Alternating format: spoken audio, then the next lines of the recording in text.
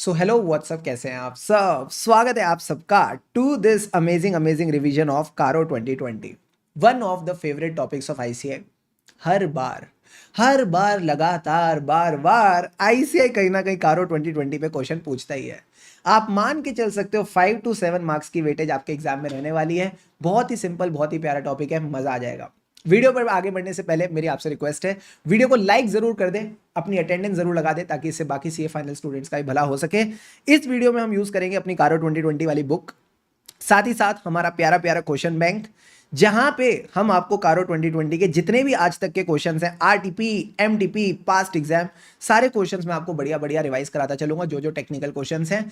And यही नहीं, कहीं ना कहीं फ्लो पूरा दिमाग में बैठ जाए, इसके लिए हम यूज करेंगे अपने बोर्ड नोट्स, बढ़िया बढ़िया बोर्ड नोट्स वगैरह यूज करेंगे। ठीक है, सो ये बोर्ड नोट्स आप डाउनलोड कर सकते हो टेलीग्राम चैनल से, link is in the description.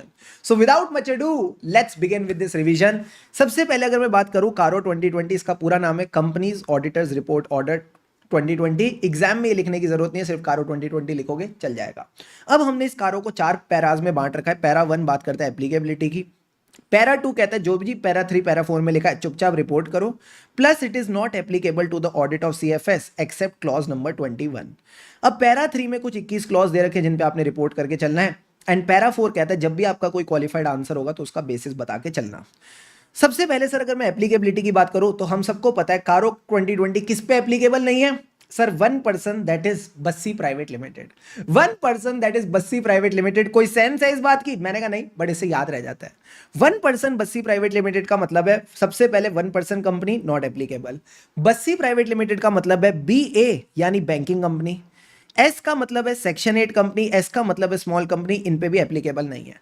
आई का मतलब है इंश्योरेंस कंपनी, इस पे भी एप्लीकेबल नहीं है। सर एक बात बताओ, जब इतनी फाइनेंशियल कंपनीज पे एप्लीकेबल नहीं है तो हो सकता है एनबीएफसी पे भी ना हो। बाबा एनबीएफसी पे है, कहीं ना कहीं एनबीएफसी पे एप्लीकेबल है, तो ये ध्यान रखना एनबीएफसी पे इट इज एप्लीकेबल। उसके क्लॉजेस भी हम रिवाइज करेंगे। ठीक है सर।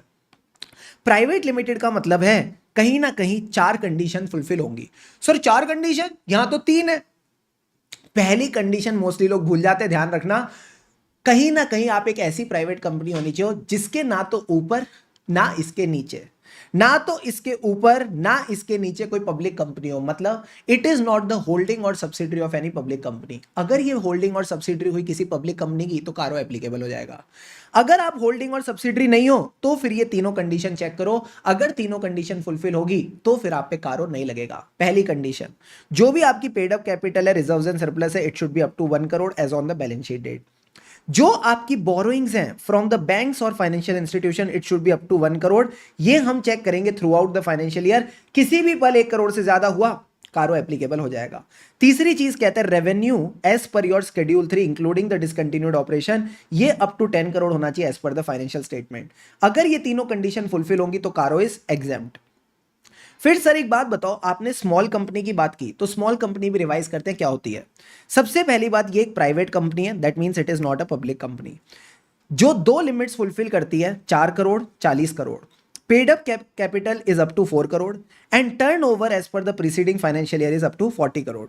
इसकी interpretation most of the law faculties यही कहते हैं कि कहीं ना कहीं पेड अप कैपिटल और टर्नओवर दोनों आपने पिछले साल की देखनी है। अगर 4 करोड़ 40 करोड़ के अंदर है तो फिर कंपनी स्मॉल कंपनी हो जाएगी। एडिशनली 3 बातें ध्यान रखना, अगर आप किसी कंपनी की होल्डिंग या सब्सिडरी हो तो आप स्मॉल कंपनी नहीं हो। अगर आप सेक्शन 8 कंपनी हो जो चैरिटेबल काम करती है, आप स्मॉल कंपनी नहीं हो। या फिर आप किसी स्पेशल एक्ट में बने हो तो भी आप स्मॉल कंपनी नहीं हो। अब स्मॉल कंपनी पढ़ने का रेलिवेंस ये है, अगर कंपनी स्मॉल कंपनी है, पहली कंडीशन यही चेक करना, अगर कंपनी स्मॉल कंपनी है तो इट इज एग्जेम्प्टेड फ्रॉम कारो। अगर ये स्मॉल कंपनी नहीं है तो फिर आप प्राइवेट लिमिटेड की 3 कंडीशन चेक करोगे। सर इसका एक एग्जांपल कराओ, तो मैंने कहा आ जाओ मेरे साथ, इसका एक प्यारा प्यारा एग्जांपल डिस्कस करते हैं। हमने शॉर्ट क्विज खेली थी। सबसे पहले बात करते हैं Hera Pheri private limited. Hera Pheri private limited के 2 साल की फिगर दे रखे हैं। मुझे बताओ स्मॉल कंपनी कैसे चेक होगी? पिछले साल की फिगर से। Paid up share capital turnover दोनों 4 करोड़ 40 करोड़ के अंदर है, it is a small company. अब आपको इस साल की फिगर देखने की जरूरत भी नहीं है, बोलो क्योंकि ये स्मॉल कंपनी है, कारो इज नॉट एप्लीकेबल। ठीक है सर। दूसरे केस पे आओ, भागम भाग प्राइवेट लिमिटेड। क्या ये स्मॉल कंपनी है? Sir paid up share capital up to 4 crore, turnover is more than 40 crore. ये स्मॉल कंपनी नहीं है। नहीं है तो तीनों कंडीशन इस साल की चेक करो। Paid up share capital up to 1 crore, turnover up to 10 crore, borrowings up to 1 crore. हाँ सर, तीनों कंडीशन फुलफिल हो गई, CARO is not applicable. Last point पे आओ, दे दनादन प्राइवेट लिमिटेड, दे दे दे दे दे दनादन। लास्ट ईयर की अगर कंडीशन देखें तो स्मॉल कंपनी नहीं है, बट अगर इस साल की कंडीशन देखें, paid up capital plus reserves and surplus up to 1 crore, turnover up to 10 crore, borrowings up to 1 crore. But borrowing साल में एक पल ऐसा आया था जब 1 करोड़ से ज्यादा हो गई, तो अगेन इस केस में कारो विल बी एप्लीकेबल। एक कंडीशन और लगा रहा हूं, ध्यान से समझना। मान लो Hera Pheri private limited is a subsidiary of Baburao private limited, ठीक है। Hera Pheri private limited is a subsidiary of Baburao private limited. अब मुझे बताओ, अगर कोई कंपनी किसी की होल्डिंग या सब्सिडरी होती है तो क्या वो स्मॉल कंपनी होती है? नहीं सर, आपने अभी अभी हमको रिवाइज कराया, अगर मैं किसी की भी होल्डिंग और सब्सिडरी हूं तो मैं स्मॉल कंपनी तो नहीं हूं। तो अगर आप स्मॉल कंपनी नहीं हो तो फिर आप प्राइवेट की अब तीनों कंडीशन चेक करो। मुझे बताओ, paid up share capital plus reserves up to 1 crore है? नहीं है, चुपचाप कारो लगा दो, चुपचाप कारो लगा दो। इट इज नॉट सेटिस्फाइड, सो कारो will be applicable in this case. Clear है बॉस? क्लियर है सर? तो एप्लीकेबिलिटी को लेके जितनी भी परमुटेशन कॉम्बिनेशन बन सकते थे हमने सारे के सारे डिस्कस कर लिए। अब पानी के दो घूंट लगाओ and get ready for the para 3 clause 1 two clause 21। चलो गेट रेडी।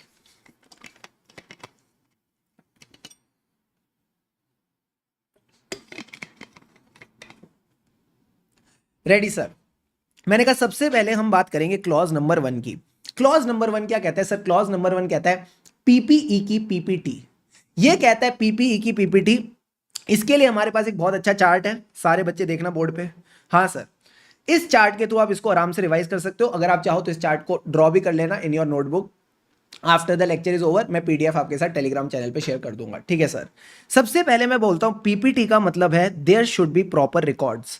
प्रॉपर रिकॉर्ड्स का मतलब है जो भी आपकी पीपीई है और इनटेंजिबल एसेट्स हैं, इंड एस 16 और इंड एस 38 वाले, इसके आपने रिकॉर्ड्स मेंटेन करने, प्रॉपर पर्टिकुलर्स मेंटेन करने हैं, ठीक है सर। फिर ये कहता है कि जो रिकॉर्ड में है क्या आपने उसको फिजिकली वेरीफाई किया। फिजिकली वेरीफाई मतलब it should be physically verified in reasonable interval. Generally जो कारों का गाइडेंस नोट है कहते हैं 1 से 3 इयर्स होना चाहिए, ठीक है सर। जो भी रेलिवेंट पोर्शन है गाइडेंस नोट की वो भी मैं साथ साथ शेयर करने की कोशिश करूंगा, ठीक है सर।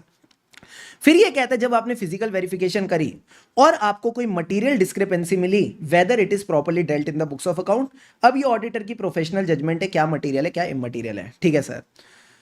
इसके अलावा मैंने कहा क्या क्या पॉइंट्स हो गए? प्रॉपर रिकॉर्ड्स हो गया, फिजिकल वेरिफिकेशन हो गई, पीपीई की पीपीटी। सर टी का मतलब क्या था? टी का मतलब है टाइटल डीड।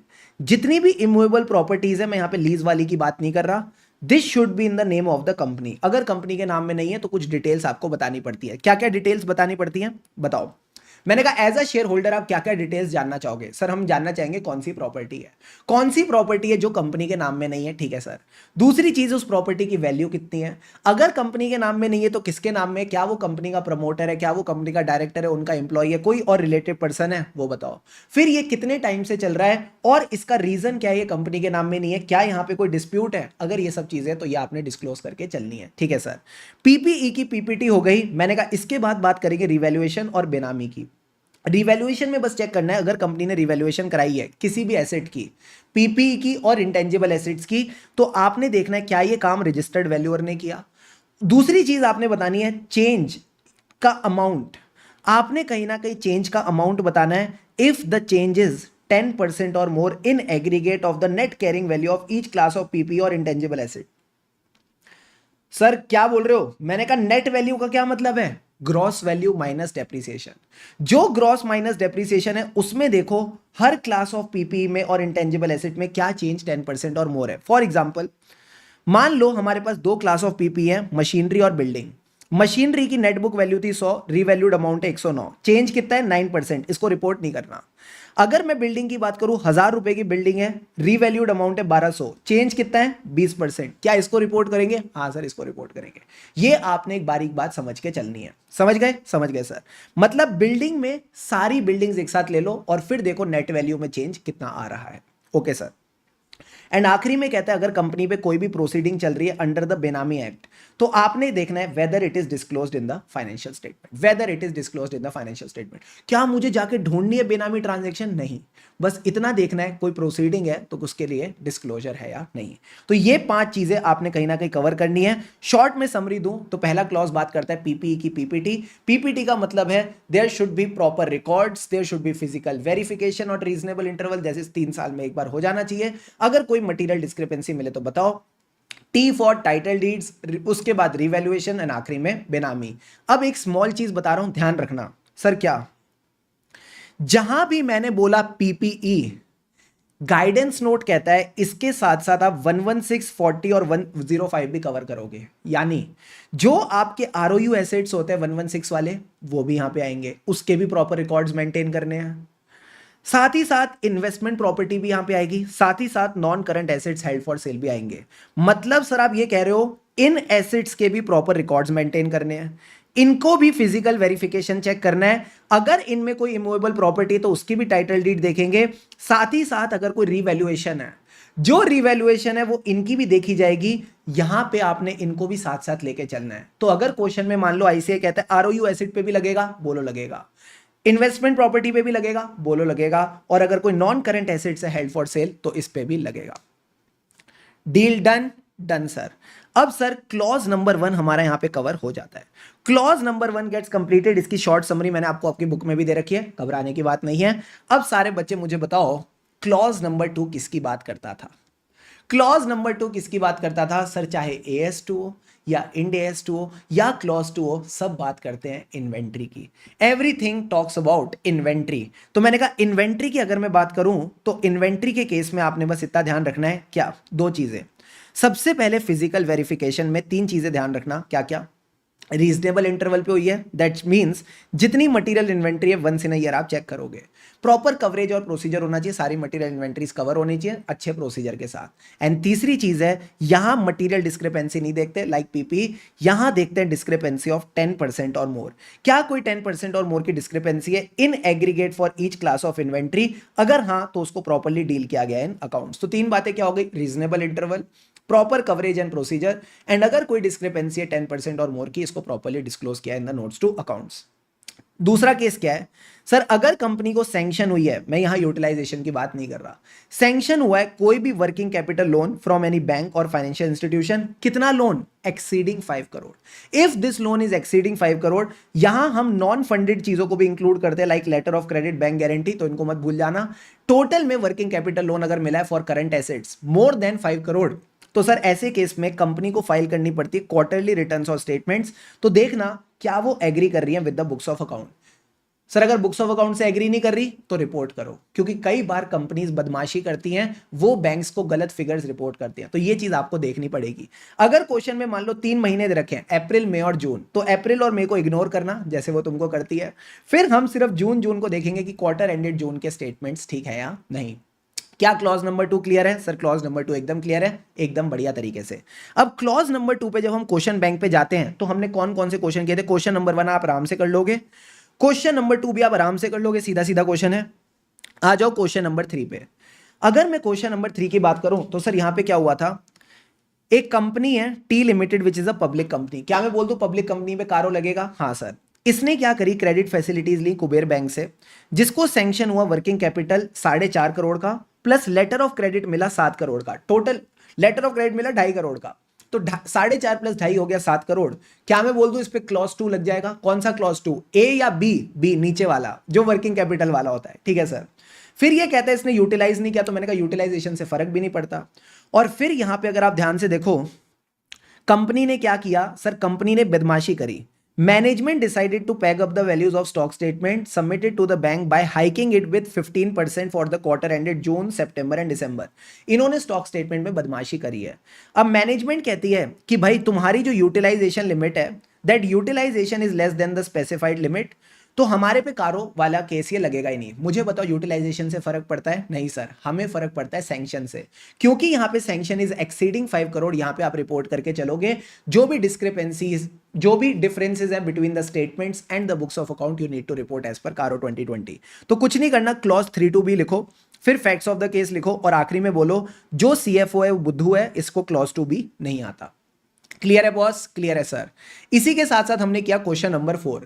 क्वेश्चन नंबर 4 बड़ा ही हाल ही का क्वेश्चन है, आरटीपी May 25। आरटीपी मे 25 का सर ये क्वेश्चन क्या कहता है, ध्यान से समझना। इन्होंने आपको फिगर्स दे दी एज पर फिजिकल वेरिफिकेशन और साथ ही साथ फिगर्स दे दी as per books of account. कहता है क्या कारो 2020 की कुछ रिपोर्टिंग है? मैंने कहा हाँ। जब भी इसके बीच में डिस्क्रिपेंसी होती है मटेरियल या 10% or more, 10% or more in aggregate for each class of inventory. अब सर यहाँ पे आईसीआई गेम क्या खेलता है, बस आपने गेम ध्यान रखनी है। हमें बेस में क्या लेना है, हमें बेस में लेना है फिजिकल वेरिफिकेशन, कि फिजिकल वेरिफिकेशन के कंपैरिजन में बुक्स ऑफ अकाउंट्स कितने इन्फ्लेटेड हैं। तो आपने कुछ नहीं करना, बेस ले लो फिजिकल वेरिफिकेशन और दोनों के बीच में डिफरेंस निकालो। फॉर एग्जांपल मैं पहला केस डिस्कस करता हूं, 1160 फिजिकल वेरिफिकेशन है, 1180 बुक्स ऑफ अकाउंट है। तो ये कैसे निकालेंगे, 1160 माइनस 1180 डिवाइडेड बाय 1160 इंटू 100, तो ऐसे आ गया माइनस 1.72%। ऐसे करके आपने चारों के चारों फिगर निकाले। ठीक है, अभी आईसीए की इंटरप्रिटेशन यही है कि हमको कहीं ना कहीं बेस में फिजिकल वेरिफिकेशन लेना है, तो अपन भी वही लेके चल रहे हैं। तो फिर आपने क्या करना है, क्लॉज नंबर लिखो 32A। मतलब आप एक चीज देख सकते हो, जो रेलिवेंट क्लॉज है ना वही लिखना है आपको। अगर क्लॉज 2 का क्वेश्चन आया तो क्लॉज 2 ऐसा नहीं करना कि आपने क्लॉज 2 पूरा लिख दिया, ए भी लिख दिया, बी भी लिख दिया, नहीं। जहां जितना रेलिवेंट पोर्शन यूज हो रहा है बस उतना लिखो। अब सर इन्होंने 32A क्यों लिखा है, इनका ना लिखने का तरीका है, this is like para 3 clause 2A। पढ़ने का तरीका समझो, क्लॉज 2A ऑफ पैरा 3, तो आप भी ऐसे लिखा करो क्लॉज 2A ऑफ पैरा 3 कारो 2020। फिर आपने क्लॉज लिखा, फिर आपने कैलकुलेशन शो करी, एंड कैलकुलेशन शो करके बस इतना बोलो कि दो केसेस ऐसे हैं जहां पे 10% और मोर है, वो हम डिस्क्लोज करके चलेंगे। सारे बच्चे मुझे बताओ, क्या सर, क्या सर, क्या सर, क्या सर, क्या यहां तक क्लॉज 2 की सारी बातें क्लियर है? क्लियर है सर। एक क्वेश्चन और करा दो, एक क्वेश्चन और करा दो। मैंने कहा क्वेश्चन नंबर 5 देखो। क्वेश्चन नंबर 5 कहता है Jam private limited is in the business of manufacture of cycle. ठीक है सर, इनको वर्किंग कैपिटल फैसिलिटीज मिली है from a bank for 10 crore for hypothecating the stock of goods. क्या मैं बोल दूं working capital facilities are more than the limit? हाँ सर, 5 करोड़ से ज्यादा है। इसके बाद बैंक कहती है, कंपनी कहती है हम क्वार्टरली स्टेटमेंट्स भी देते हैं। As a statutory auditor how will you deal with the reporting requirement of CARO 2020? मुझे बताओ यहां पे कारो 2020 का क्या करोगे? सर ये हमारे पास स्टॉक वैल्यूज दे रखी हैं as per the books of account, यहां हमें क्वार्टरली स्टेटमेंट दे रखा है। तो अगर आप यहां पे देखो, क्या क्वार्टरली स्टेटमेंट में ज्यादा है? हाँ, कितना? 2.5 करोड़ ज्यादा है, इट इज 2.5 करोड़ मोर। यहां पे कितना है? मैंने कहा यहां पे 2.25 करोड़ का डिफरेंस है। यहां पे कितना है सर? यहां पे भी कुछ अच्छा खासा 2.5 करोड़ का डिफरेंस है। और अगर मैं लास्ट केस की बात करूं तो यहां कोई डिफरेंस नहीं है। तो ये सारे डिफरेंसेस आपने रिपोर्ट करके चलने हैं, ये सारे के सारे डिफरेंसेस आपने रिपोर्ट करके चलने हैं। तो अगर आप देखो यहां पे इन्होंने क्लॉज लिखा, फिर फैक्ट्स ऑफ द केस लिखे और सीधा बोला there is a difference. Management कहती है कुछ रिपोर्ट करने की जरूरत नहीं है, आंसर इज रॉन्ग, हमको रिपोर्ट करना पड़ेगा। और बस ये जो डिफरेंसेस है 2.5 करोड़, 2.25 करोड़ और 2.5 करोड़, ये आपने हाईलाइट करके बताने हैं। क्लियर है बॉस? क्लियर है सर। क्वेश्चन नंबर 6 भी करा दो, अब तुम क्या ही मतलब मजे ले लो पूरे। क्वेश्चन नंबर 6 भी करते हैं। तो आरटीपी मे 22 का क्वेश्चन है, फटाफट देखेंगे। कहता है कारो 2020 के हिसाब से बताओ क्या करोगे। कहता है एक पीपी है, हमने लीज पे ले रखी है। आरओयू एसेट, मैंने कहा था आरओयू एसेट पे भी लगेंगे। हाँ sir. It was re-evaluate based on the valuation by registered valuer, very good. Net carrying value 4 crore थी, 4.45 करोड़ हो गई। क्या ये चेंज 10% और मोर है? हाँ सर। 45 लाख का चेंज है, इट इज 10% और मोर, तो ये आपको बताना पड़ेगा। ठीक है सर। दूसरा केस क्या था बी पार्ट में, during the year under consideration the cash credit limit of 5.5 crore was sanction to silver limited based on the security of current assets of 4.5 crore. Quarterly returns filed by the company agree with the books of account. तो बस आप इतना report कर दो, the agree with the books of account. कौन सा clause आएगा? Clause number 2 B. यहां कौन सा आएगा? Clause number 1 A B C D. ठीक है, पीपीटी की पीपीई की पीपीटी और उसके बाद रिवैल्यूएशन। तो रिवैल्यूएशन में डी पार्ट आ गया और यहां पे आपका बी पार्ट आ गया। ठीक है, यह आ गया डी पार्ट, यहां आ गया बी पार्ट। रेलिवेंट क्लॉज लिखो और बोलो बस रिपोर्ट करने की जरूरत है। जल्दी से पानी के 2-2 घूंट लगाओ और मुझे बताओ क्लॉज नंबर 1 और क्लॉज नंबर 2 के जितने भी क्वेश्चन अब तक डिस्कस करें, एवरीथिंग क्लियर और नॉट? फिर अपन आगे बढ़ेंगे।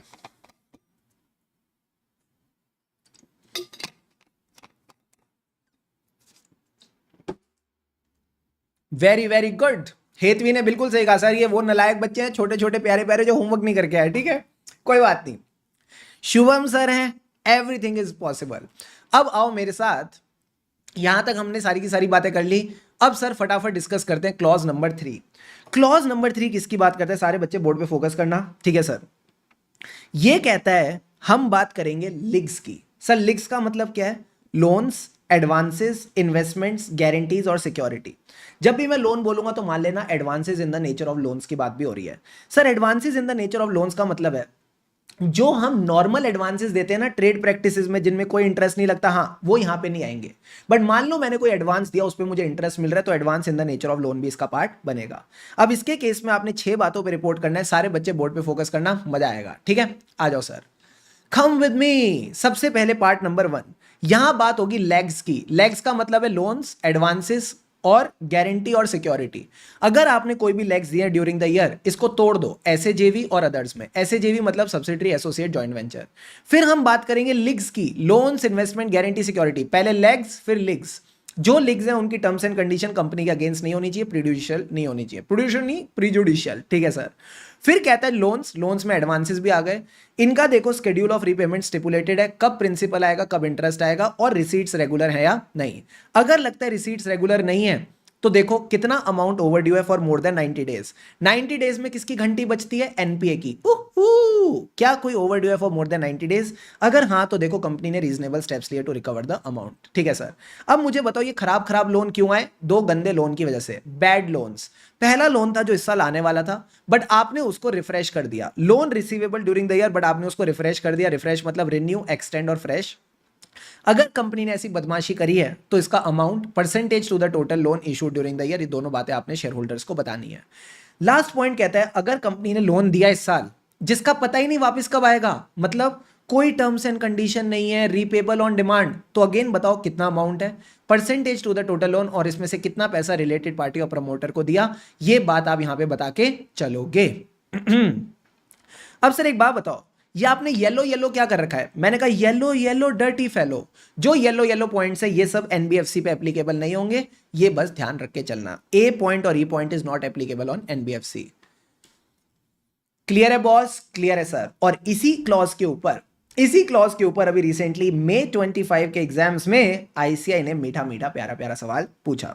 अब सर क्लॉज 3 क्लियर है? क्लॉज 3 क्लियर है। क्लॉज 4 क्या बात करता है? तो मुझे बताओ पहले तुमको क्लॉज 3 याद कैसे है? सर आपने सबसे पहले बोला था चाहे AS2 हो, इंडेस 2 हो, चाहे क्लॉज 2 हो, वो बात करता है इन्वेंट्री की। फिर आपने बोला था third day is the leg day. Gym जाते हैं ना तो उसमें होता है ना chest day, bicep day, leg day. So third day is the leg day. हम यहां बात करते थे लिग्स की।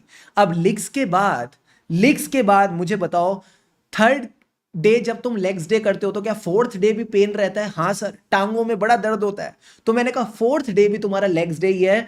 तुम बस इतना चेक करना सेक्शन 185 और 186 की कंप्लायंस है या नहीं, whether there is a compliance with section 185 186, ये आपने रिपोर्ट करके चलना है। अब सर फिफ्थ क्या था? मैंने कहा फिफ्थ क्या था? क्लॉज 5 बात करता है डिपॉजिट्स की। ये कैसे याद रखना है? मैंने कहा बड़ा सिंपल है, जो भी पैसा आप कमाते हो पहले 4 दिन में खर्च दो, 5वें दिन उसको डिपॉजिट कर देना, 5वें दिन उसको डिपॉजिट कर देना।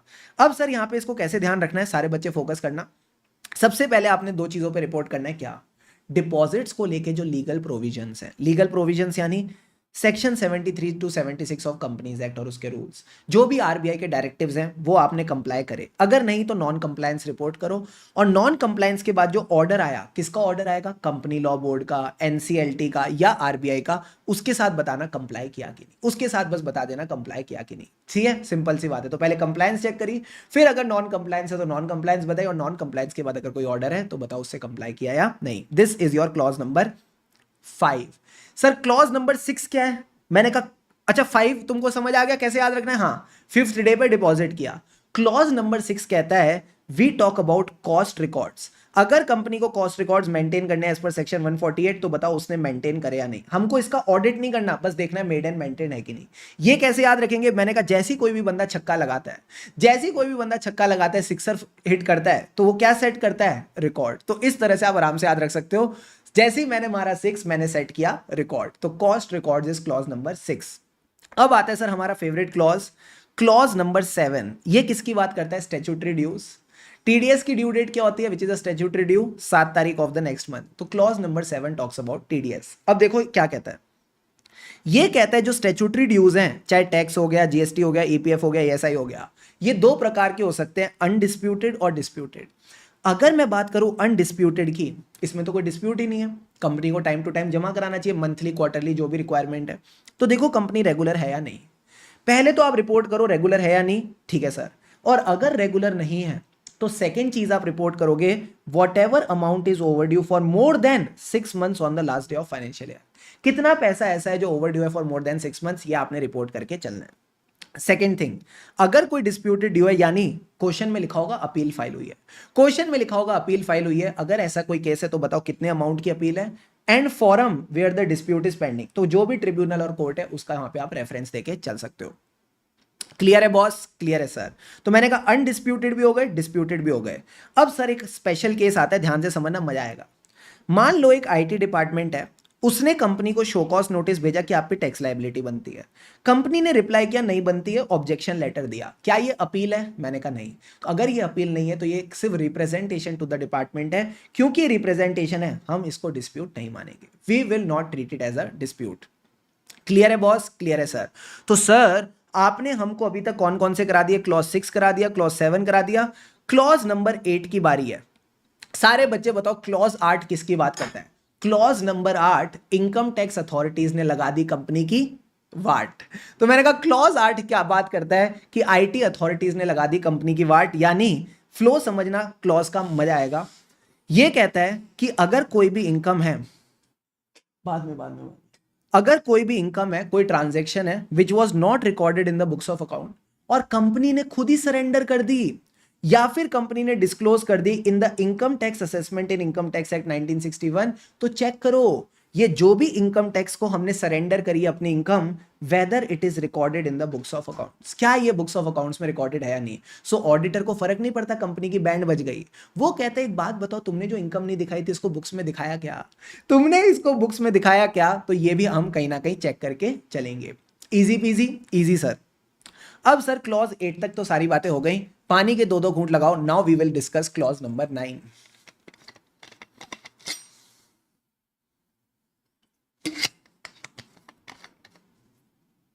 बोलो सर। मैंने कहा clause number 9 is just the 3 का स्क्वायर। 3 का स्क्वायर मतलब 3 में मैं लोन देता था, 9 में मैंने लोन लिया है, और जब लोन लिया उस पे किया डिफॉल्ट, क्या किया? डिफॉल्ट किया। तो मैंने कहा यहां पे आपने 6 बातें डिस्क्लोज करके चलनी है। सारे बच्चे बोर्ड नोट्स पे फोकस करना, मजा आएगा, ठीक है? Everyone please focus. Clause number 9 किसकी बात करता है सर? ये बात करता है loans taken by the company. क्या कंपनी ने कोई डिफॉल्ट किया इन रीपेमेंट ऑफ लोन्स और इंटरेस्ट? अगर हाँ तो उसकी डिटेल्स बताओ। सर डिटेल्स किस में बताते हैं? टेबल बना के। सर टेबल दिखाओ ना। मैंने कहा टेबल में कुछ नहीं बताना, बस बताना कौन सी बोरोइंग थी, what was the nature of the borrowing, क्या कोई डिवेंचर था, कोई टर्म लोन था, शॉर्ट टर्म लोन था। फिर name of the lender. Sir lender wise details कब बतानी है? जब कोई बैंक, फाइनेंशियल इंस्टीट्यूशन या गवर्नमेंट हो। फिर सर कितने अमाउंट का डिफॉल्ट हुआ, उसमें से कितना प्रिंसिपल, कितना इंटरेस्ट, कितने डिलेज हैं, नंबर ऑफ डेज, एंड आखिरी में कोई रिमार्क्स। अगर लगता है कंपनी रिस्ट्रक्चर वगैरह करा रही है तो ये सब बातें आप रिमार्क्स में लिख सकते हो, ठीक है? तो बहुत ही प्यारी टेबल है, एक बार वापस रिवाइज करते हैं। मेरे को देखो, शेयर होल्डर को क्या क्या पता होना चाहिए? सर शेयर होल्डर को पता होना चाहिए कंपनी ने कौन सी बोरोइंग पे डिफॉल्ट किया, वेरी गुड। कौन था लेंडर, लेंडर वाइज डिटेल्स कब देंगे? Banks, financial institution, government. तीसरा केस क्या था? मैंने कहा तीसरा केस भूल गए। अरे अमाउंट तो बताओ, कैसे भूल गए? एक तो ना जैसे याद नहीं आता, भूल गए, याद तो करो। अमाउंट ऑफ डिफॉल्ट, उस अमाउंट में बताओ कितना प्रिंसिपल, कितना इंटरेस्ट, फिर बताओ कितने दिनों का डिफॉल्ट है, 6 महीने से पैसा नहीं दिया, 8 साल से पैसा नहीं दिया, what is the period of default, and last में कोई रिमार्क्स वगैरह है तो वो बता देना। जो भी रिमार्क्स वगैरह है वो बता देना। सर ये टेबल तो बड़ी आसान थी, तो मैंने कब कहा टफ थी, ठीक है? तो तुम भी बोलो भूल गए। अब आओ वापस, जो डिफॉल्ट करता है उसको क्या बोले? अच्छा आदमी? मैंने कहा नहीं, विलफुल डिफॉल्टर। तो देखो क्या कंपनी को विलफुल डिफॉल्टर तो नहीं बोला। अब सर विलफुल डिफॉल्टर कोई क्यों बनता है? मैंने कहा जब उसकी हरकतें सही नहीं होती। मान लो आपको कोई टर्म लोन मिला तो चेक करो whether it is utilise for any other purpose, अगर हाँ तो अमाउंट और पर्पस बता देना, ठीक है सर? उसके बाद ये कहता है क्या कंपनी ने शॉर्ट टर्म लोन को यूज किया लॉन्ग टर्म पर्पस के लिए? हाँ, तो नेचर एंड अमाउंट बता देना। तो ये पर्पस वाले 2 पॉइंट हो गए। लास्ट के 2 पॉइंट तुमको याद कराएगी एसएजेवी। एसएजेवी यानी सब्सिडरी एसोसिएट जॉइंट वेंचर। इसमें बस ये कहता है कि देखना क्या कंपनी ने जो लोन लिया whether it is for the obligation of SAJV, हाँ तो नेचर एंड अमाउंट बता देना। दूसरा कहता है अगर कंपनी ने कोई भी लोन लिया है, कैसे? अपनी ऐसे जेवी को गिरवी रखवा के, अपनी ही सब्सिडरी, अपनी एसोसिएट और जॉइंट वेंचर की सिक्योरिटीज को गिरवी रखवा के, तो सर ये भी घंघोर पाप है। इसकी डिटेल्स और डिफॉल्ट आपने बता के चलने हैं। तो ये कहीं ना कहीं 6 बातें हो जाती हैं। सबसे पहले डिफॉल्ट, फिर विलफुल डिफॉल्टर, क्यों हुआ डिफॉल्ट, गलत पर्पस के लिए यूज किया, शॉर्ट टर्म को लॉन्ग टर्म के लिए यूज किया, और फिर मैंने आपको क्या बताया, ऐसे जेवी वाले 2 पॉइंट। मैंने लोन खुद के लिए नहीं लिया, अपनी ऐसे जेवी के लिए लिया, सब्सिडरी एसोसिएट जॉइंट वेंचर, और लास्ट में तो मैंने पाप ही किया, मैंने अपनी ही सब्सिडरी को गिरवी रखवाया और उसके लिए लोन लिया, और सोचो उसमें डिफॉल्ट भी कर दिया तो मेरी सब्सिडरी हो गई किसी और की। तो ये कहता है loan on the pledge of security of ऐसे जेवी, देन अगेन डिटेल्स बतानी है एंड अमाउंट वगैरह बता के चलना है कि कोई डिफॉल्ट वगैरह तो नहीं हुआ। क्लियर है बॉस? क्लियर है सर? सो ध्यान रखना 9 में लोन लेते हैं, 3 में लोन देते हैं। क्लियर है यहां तक सारी बातें क्लियर है? यहां तक तो सर सब क्लियर है, यहां तक तो एकदम बढ़िया बढ़िया क्लियर है। तो मैंने कहा यहां तक जब आपको सब कुछ क्लियर है तो एक बार देखते हैं यहां तक जो भी हमने कॉन्सेप्ट्स करे क्या क्या क्वेश्चंस हैं। Come to question number 7। Question number 7 RTP May 25 का क्वेश्चन है, बहुत प्यारा क्वेश्चन है। कहता है कंपनी का टर्नओवर है 650 करोड़, कारो लगेगा। कहते हैं कारो के केस में बताओ, अगर कंपनी का कोई आउटस्टैंडिंग ड्यू है 15 लाख रुपए का सिंस जुलाई 2023, जुलाई 2023 से आउटस्टैंडिंग ड्यू है। ईयर कौन सा है सर? ईयर है 23-24। क्या मैं बोल दूं मोर देन 6 मंथ्स हो गए? मोर देन 6 मंथ्स हो गए। जब ऑडिटर ने पूछा तो मैनेजमेंट कहती है हमने ऑब्जेक्शन लेटर दिया था इनकम टैक्स अथॉरिटीज को, बट उनका कोई रिप्लाई नहीं आया। क्या मैं बोल दूं objection letter is not a appeal? Yes sir, it is just a time pass, so there is no dispute. क्योंकि कोई डिस्प्यूट नहीं है तो अब सर क्या करें? मैंने कहा अब इस क्वेश्चन में ना ये सब चेक कर रहे हैं, ये आपका 7A भी चेक कर रहे हैं, अनडिस्प्यूटेड ड्यूज। ये डिस्प्यूट वाला भी आपसे लिखवाना चाहते हैं, और ये साथ साथ एक लाइन भी लिखवाना चाहते हैं, अगर आपने सिर्फ रिप्रेजेंटेशन दी है to the department it is not treated as a dispute. तो पूरा क्लॉज 7 लिखना है यहाँ पे, फैक्ट्स ऑफ द केस लिखना और बोलना क्योंकि ये डिस्प्यूटेड नहीं है, इट इज अनडिस्प्यूटेड ड्यू, तो हम 7A के हिसाब से रिपोर्ट करके चलेंगे। We will report it as per clause number 7A। Clear है बॉस? क्लियर है सर? क्वेश्चन नंबर 7 हमारा हो गया। क्वेश्चन नंबर 7 के बाद क्वेश्चन नंबर 8 भी है। सर क्वेश्चन नंबर 8 किसकी बात करता है? ध्यान से समझना, मजा आएगा। कहता है गौतम लिमिटेड ने बोरो करे 1000 करोड़ फ्रॉम XYZ बैंक, जिसका प्रिंसिपल वो पे करेगा आफ्टर 5 इयर्स एंड इंटरेस्ट उसको हर साल पे करना पड़ता है। 4 साल तक सब कुछ हरा हरा रहा, बढ़िया रहा, बट इसने डिफॉल्ट करी in the 5th instalment, interest payment and principal was due on 30th June. तो मैं बोल दूं डिफॉल्ट हो गया? हाँ सर। 9A आ गया, क्लॉज 9A आ गया? हाँ सर। फिर ये कहता है हम बैंक के पास गए रीस्ट्रक्चर कराने, उन्होंने कहा ठीक है एक साथ 1100 करोड़ दे देना, बट मैनेजमेंट ने इसका कोई डिस्क्लोजर नहीं दिया है जो उसने डिफॉल्ट किया। और मैं बताऊं शेड्यूल 3 के हिसाब से आपको उसका डिस्क्लोजर देना पड़ता है। शेड्यूल 3 के हिसाब से आपको अपने जो भी डिफॉल्ट्स होते हैं उनका डिस्क्लोजर देना पड़ता है। तो अगर डिस्क्लोजर नहीं दोगे it is a material misstatement. तो अब अगर मटीरियल मिसस्टेटमेंट है ड्यू टू नॉन डिस्क्लोजर तो क्वालिफाइड और एडवर्स ओपिनियन जो भी आपको ठीक लगे एज पर ऐसे 705 आएगा। ऑडिटर ने इस ट्रांजैक्शन को पकड़ा, मैनेजमेंट से डॉक्यूमेंट्स मांगे, तो पता चला जो रीस्ट्रक्चरिंग थी वो 31 मार्च तक हुई भी नहीं थी। वो 31 मार्च तक हुई भी नहीं थी, वो अप्रूव हुई है on 8 April 25 and restructuring was not approve. तो क्या आपने को रिपोर्ट करना है? हाँ, सिर्फ क्लॉज 3(9) रिपोर्ट कर देना, that is about the default.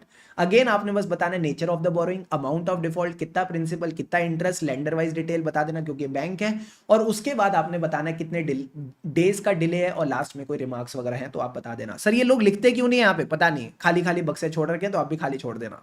फिर फैक्ट्स लिख देना, और फैक्ट्स क्या लिखना, because there is a default, तो हम इसके बारे में क्लॉज 9 में रिपोर्ट करेंगे। अब सर एक बात बताओ, आपने कहा था ऐसे 705 भी आएगा, वो कहाँ है? अरे लिखा है ना, हमें इंपैक्ट ऑफ नॉन डिस्क्लोजर देखना पड़ेगा, और अगर लगता है भाई साहब ये मटेरियल इंपैक्ट है तो क्वालिफाइड और एडवर्स ओपिनियन एज पर ऐसे 705 we can give. Easy peasy easy sir. Clause 9 भी चलो डिस्कस करते हैं, होमवर्क वाला। कहते हैं एक टर्म लोन लिया था from the bank for 80 lakhs for acquiring R&D equipment. हमने तो R&D के लिए लिया था, जिसमें से मैंने 15 लाख की बढ़िया बढ़िया गाड़ी खरीद ली। बढ़िया बढ़िया गाड़ी खरीद ली किसने? डायरेक्टर ने। तो कैसे रिपोर्ट करेंगे? Sir it is not use for the right purpose. Right purpose वाला कौन सा था? मैंने कहा clause number 9A B C, ये कहीं ना कहीं सी में जाता है कि आप सही पर्पस के लिए यूज नहीं कर रहे। तो कुछ नहीं करना, बस आपने बोलना है whether it was use for the purpose, अगर नहीं तो अमाउंट और पर्पस बताओ। आपने अमाउंट डाइवर्टेड और उसका पर्पस वगैरह बताना है। तो हमें कैसे पता चलेगा क्या होता है? तो आप टर्म्स एंड कंडीशंस वगैरह देखो, और अगर लगता है सही यूज नहीं है तो आप इसके बारे में रिपोर्ट करके चलोगे। So you will report it under clause question number 9 का, आप समझ गए, क्लॉज 9। ठीक है sir, question 9 clause 9, lucky question. अब इसके बाद है हमारे पास क्वेश्चन नंबर 10। क्वेश्चन नंबर 10 मेरे को नहीं लगता करने की जरूरत है। क्वेश्चन नंबर आई थिंक हमने किया था इसके बाद 15 किया था क्या? और कोई क्वेश्चन अपने को यहाँ पे करना है? 15 पार्ट 2 बच्चा कह रहा है, 15 पार्ट 2 करा दो सर। 15 पार्ट 2 आ गया सर, 15 पार्ट 2 आ गया। चलो 15 पार्ट 2 भी एक बार फटाफट करते हैं। कहते हैं कंपनी पे टीडीएस सर्वे हुआ क्योंकि कंपनी ने टीडीएस नहीं काट रखा था। कंपनी ने टीडीएस नहीं काट रखा था और इसकी वजह से कंपनी पे डिमांड आई है 25 लाख की। अब जब 25 लाख की डिमांड आई तो मैंने अपील फाइल किया। मैंने बोला अपील, तुमने क्या सुना? हमने सुना डिस्प्यूट। तो जब भी डिस्प्यूट होता है तो दो बातें बतानी पड़ती है, अमाउंट ऑफ डिफॉल्ट एंड साथ ही साथ अमाउंट ऑफ डिस्प्यूट के साथ forum where the dispute is pending, तो आप बोलोगे जेसीआईटी अपील्स के पास ये डिस्प्यूट पेंडिंग है। क्लियर है sir, very very good. So दोस्तों यहां तक हमारे क्लॉज नंबर 9 सारे कंप्लीट हो जाते हैं। पानी के दो दो घूंट लगाओ एंड चैट बॉक्स में लिखो ready if everything is clear till now. चलो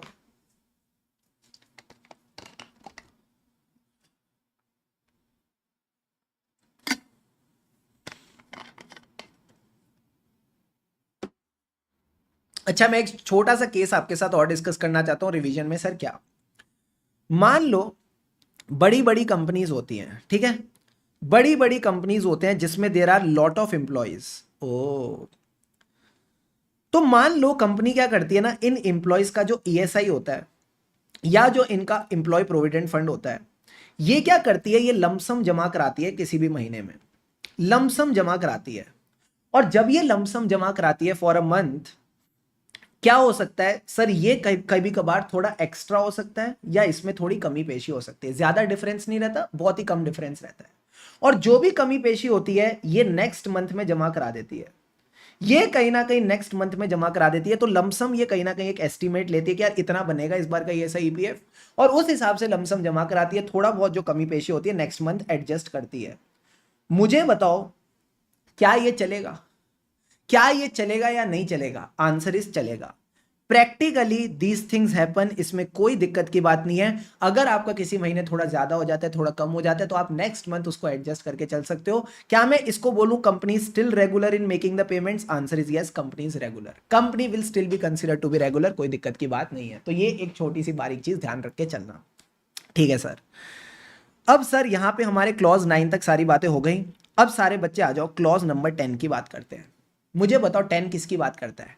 टेन टेन है, टेन टेन टेन तारा, आईपीओ लग गया हमारा। तो मैंने कहा क्लॉज 10 बात करता है आईपीओ और एफपीओ की रिपोर्टिंग की। जो भी इनिशियल पब्लिक ऑफर होता है, final public offer, further public offer होता है शेयर्स एंड सिक्योरिटीज का, उसमें बस देखना कि जो मनी है weather it is applied for the purpose raised, अगर नहीं तो आपने उसकी डिटेल्स बतानी है विद डिलेज एंड डिफॉल्ट, और अगर उन डिफॉल्ट पे कंपनी ने कोई रेक्टिफिकेशन वगैरह किया तो बता देना। ये तो हो गया केस नंबर ए।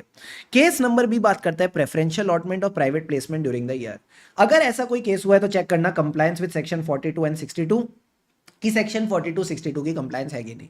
फिर इसके बाद यही सेम चीज इन्होंने यहां लिख दी, देखो पर्पस के लिए पैसा यूज किया, अगर नहीं तो अगेन आपने अमाउंट बतानी है, डिटेल्स वगैरह बतानी है of the nature of non compliance. Easy है सर, ये तो बड़ा इजी था। क्लॉज नंबर 11 किसकी बात करता है? Clause number 11 we have already studied with SA 240। Sir ये किसकी बात करता है? 11 मुल्कों की पुलिस डॉन को पकड़ना चाहती है, लेकिन डॉन को पकड़ना मुश्किल ही नहीं, नामुमकिन है। क्यों? क्योंकि डॉन ने फ्रॉड किया है। तो 11 मुल्कों वाला 11 क्लॉज किसकी बात करता है? फ्रॉड की बात करता है। ये कहता है फ्रॉड में 3 चीजें रिपोर्ट करना, any fraud bye the company, any fraud on the company, any fraud bye the company, any fraud on the company that was reported during the year, उसके बारे में आपने रिपोर्ट करके चलना है, ठीक है सर। अब सर एक बात बताओ, इसमें कोई अमाउंट वगैरह का रिस्ट्रिक्शन है? नहीं, कितने का भी फ्रॉड हो बताओ। दूसरी बात, जो भी आप फ्रॉड रिपोर्ट करते हो सेंट्रल गवर्नमेंट को, कौन से सेक्शन में? 143(12) ADT 4। ये कब होता है? जब कंपनी का खुद का बंदा, कंपनी का खुद का ऑफिसर और एम्प्लॉय 1 करोड़ या उससे ज्यादा का फ्रॉड करता है, तो ये भी आप रिपोर्ट करोगे कि आपने इसके बारे में बताया है। एंड तीसरी बात, सीटी मार कंप्लेंट। सर सीटी मार यानी विसल ब्लोअर कंप्लेंट, अगर कंपनी में किसी ने भी विसल ब्लो किया, कुछ गड़बड़ बताई है, तो आपने उसको कंसिडर किया या नहीं एज ऑडिटर। ये 3 बातें आपने बता के चलनी है। अब मुझे बताओ 12 बजे कौन आने वाली थी? जल्दी से बताओ 12 बजे कौन आने वाली थी? मैंने कहा 12 बजे आने वाली थी निधि। निधि यानी हम बात करेंगे निधि कंपनी की। निधि कंपनी, आई होप सबको पता है क्या कॉन्सेप्ट रहता है कि जो भी हमारे लोग वगैरह रहते हैं वो एक कंपनी बनाते हैं जिसमें वो सेविंग करते हैं, सेविंग की हैबिट डेवलप करते हैं, और मान लो किसी को खुदा ना खास्ता कोई लोन चाहिए तो इन लोगों को लोन भी देती है। अब सर एक बात बताओ, जितने भी इसके डिपॉजिट होते हैं, तो जैसे हम बैंक में मेंटेन करते हैं स्टैट्यूटरी लिक्विडिटी रेशियो, वैसे ही इसको अपने डिपॉजिट्स का कुछ परसेंटेज सेफ रखना पड़ता है विद शेड्यूल्ड कमर्शियल बैंक। इसको कहते हैं 10% अनएनकम्बर्ड डिपॉजिट, अनएनकम्बर्ड डिपॉजिट। तो ये कहता है net own funds capital to deposit ratio should be कम से कम 1:20, 1:20 का deposit capital to deposit ratio रहना चाहिए। उसमें से भी 10% अनएनकम्बर्ड डिपॉजिट जो है वो कहीं ना कहीं अलग से अवेलेबल होने चाहिए to meet the liability. And तीसरा केस कहता है क्या कंपनी ने कोई डिफॉल्ट किया in the payment of deposit और इंटरेस्ट, अगर हाँ तो डिटेल्स ऑफ डिफॉल्ट बताओ। तो 3 चीजें ध्यान रखना, 1:20 net owned funds to deposit ratio, 10% deposit आपने सेफ रखने, minimum 10% unencumbered deposits, and last में क्या बताया? डिफॉल्ट। डिफॉल्ट का अगर कोई केस है तो डिफॉल्ट भी आप रिपोर्ट करके चलोगे। इजी पीजी इजी सर, निधि कंपनी पे कोई खास क्वेश्चन हमारे पास नहीं है। क्लॉज नंबर 13, तेरा होने लगा हूं। मैंने कहा 13 किसकी बात करता है? Related party transaction. इसमें बस दो चीजें चेक था, compliance with the law, compliance with the accounting standard. Law कहता है सेक्शन 178, 177, 188 की कंप्लायंस करो, देख लेंगे। अकाउंटिंग स्टैंडर्ड कहता है डिस्क्लोज करो एज पर AS 18 इंडिया 24, तो वो डिस्क्लोजर देख लेना। क्लियर है बॉस? क्लियर है सर। अब आ जाओ क्लॉज नंबर 14। मैंने कहा 14 में क्या था, अभी ना मेरे साथ बस रिवाइज करते हुए चलना है, सारे क्लॉजेस को एक साथ अपन रिलेट करके याद रख लेंगे। 14 किसकी बात करता था? इंटरनल ऑडिट की। ये कहता है क्या कंपनी में इंटरनल ऑडिट सिस्टम जो है वो कंपनी के साइज के हिसाब से, ऐसा तो नहीं कंपनी बहुत बड़ी और आपने एक ही बंदा बिठा रखा है इंटरनल ऑडिट के लिए। So whether the internal audit system is commensurate with the nature and size of the business. उसके बाद अगर इंटरनल ऑडिट सिस्टम अच्छा है तो क्या आपने उसकी रिपोर्ट कंसीडर करी, whether the report is considered by the auditor और नॉट, इससे आपको पता चलेगा कंट्रोल्स कितने इफेक्टिव है। अब आता है क्लॉज नंबर 15। सर ये किसकी बात करता है? कोई non cash transaction. Non cash transaction क्या कंपनी ने करी है विद द डायरेक्टर्स और देयर कनेक्टेड पर्सन? अगर हाँ तो बताओ सेक्शन 192 की कंप्लायंस है या नहीं।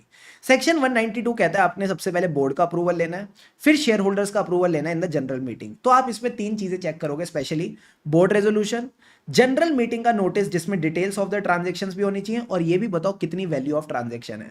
साथ ही साथ देखो क्या इसमें कोई रेजोल्यूशन वगैरह पास हुआ या नहीं। सर एक बात बताओ, कैसे पता चलेगा कौन कौन सी नॉन कैश ट्रांजैक्शन है? मैनेजमेंट से रिटर्न रिप्रेजेंटेशन ले लो, आप मैनेजमेंट से रिटर्न रिप्रेजेंटेशन ले लो। और सर कौन कौन से डॉक्यूमेंट्स वेरीफाई करने हैं? मैंने कहा नॉन कैश ट्रांजैक्शन है मतलब आपने कोई बिल्डिंग दी, कोई बिल्डिंग ली, कोई लैंड दी या कोई लैंड ली, यानी कैश के अलावा कुछ ना कुछ और प्रॉपर्टी ट्रांसफर हुई है। तो इसके लिए आप कंपनी का फिक्स्ड एसेट रजिस्टर देखो, उसमें देखो क्या क्या मूवमेंट्स हो रही हैं, क्या कोई बिल्डिंग आई है, कोई बिल्डिंग गई है क्या। ठीक है सर। मुझे कैसे पता चलेगा जनरल मीटिंग में क्या हुआ? मिनट्स ऑफ द मीटिंग देख लो।